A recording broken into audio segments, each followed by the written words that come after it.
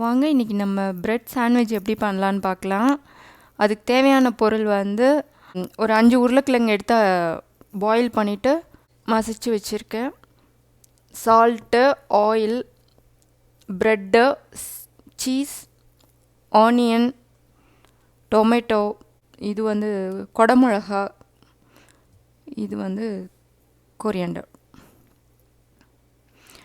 அவ்வளோதான் இதுக்கு தேவையான பொருள். இப்போ எப்படி செய்யலான்னு பார்க்கலாம் வாங்க. ஒன்றும் கிடையாது, எல்லாத்தையும் ஒன்றா மிக்ஸ் பண்ண வேண்டியது தான். ஆனியன், டொமேட்டோ, கொரியாண்டர், கேப்சிகம் எல்லாமே ஒன்றா போட்டுட்டு மசிச்சு வச்சுருக்க உருளைக்கிழங்கோட எல்லாத்தையும் மிக்ஸ் பண்ணிட வேண்டியது தான். அப்புறம் இதுக்கு தேவையான அளவு உப்பு.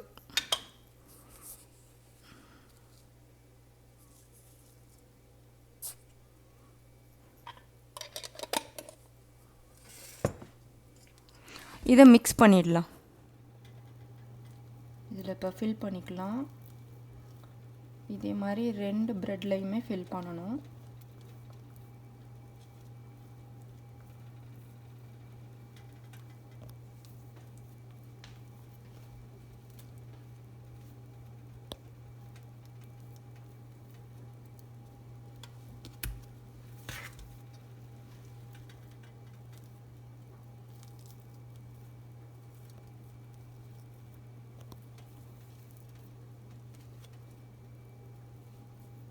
நடுவில் சீஸை வச்சு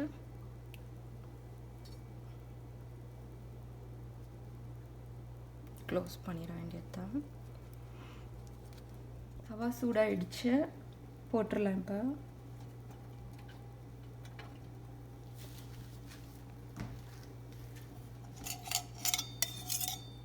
ஆயிலும் கொஞ்சம் விட்டுக்கலாம்.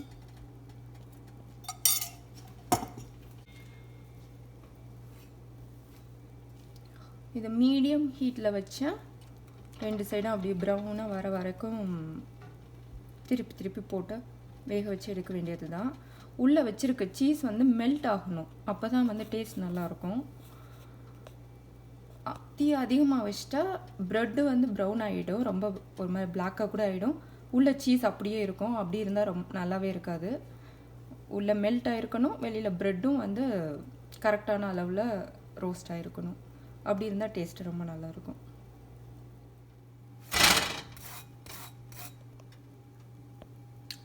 இந்த அளவு கோல்டன் ப்ரௌன் ஆனதுக்கப்புறம் எடுத்துடலாம்.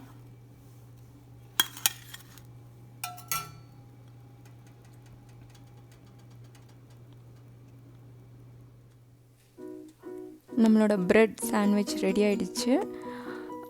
நீங்களும் வீட்டில் செஞ்சு பாருங்கள், எப்படி இருக்குன்னு சொல்லுங்கள். தேங்க்யூ.